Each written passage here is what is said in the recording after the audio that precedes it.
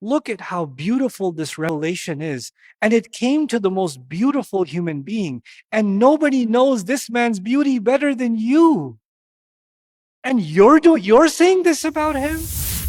والنجم إذا هوى ما ضل صاحبكم وما غوى. Bayina TV doesn't just teach you about the Quran. You can also learn Arabic from a brilliant teacher. Ustad Naman Ali Khan has made this beautiful ancient language easy to understand. So you're not only improving your language skills, but your understanding of the Quran too. Tap now to check out Bayina TV. Now we're going to talk about the second ayah. Very beautiful, very heavy ayah of the surah. Ma dalla sahibukum wa ma gawa. Your companion is not lost, and he's not deviated. Who is it talking about? I was talking about the Prophet ﷺ. There's so many things to dissect here. 3 words: lost, companion, and deviated. We're going to dig deep into words in this series. And this will help you with the rest of your Quran study also, because these words come everywhere, right? So I want you to learn something about Quran vocabulary today. Okay? Something all of you need to know. Arabic is not like other languages. Arabic, a word has a meaning, and then it has something called secondary meanings. Okay?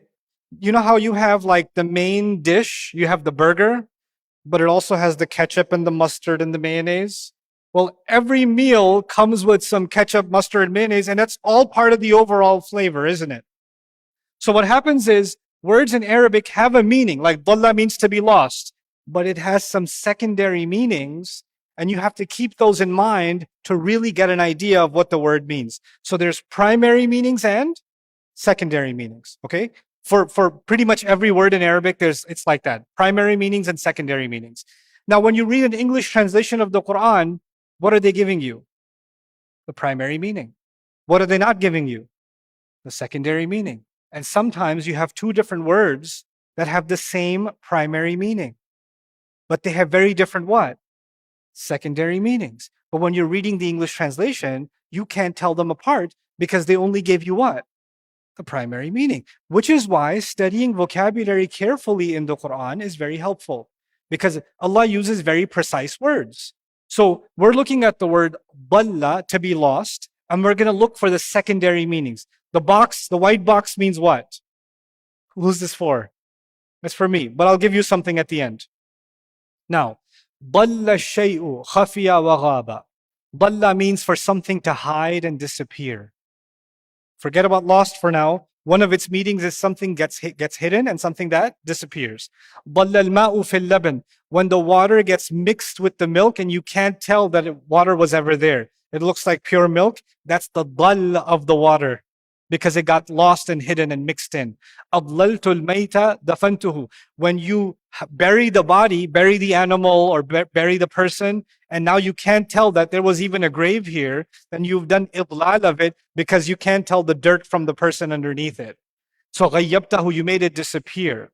Similarly, they would say water, sometimes there's a rock, but underneath it there's water, right? But you don't even know there's water underneath because it's covered by the rock. They would call that kind of water dalal. They would call it that because it's hidden. It's disappeared. It's not seeing the eye. Similarly, if they saw rocks in a valley that nobody's ever seen, I'm sure there are rocks in that valley, those rocks would be called daladil. So the word has a lot to do with being hidden, disappearing, mixed in. These are some of the secondary meanings inside this word. Dalittu dar idha lam ta'rif mawdi'ahuma.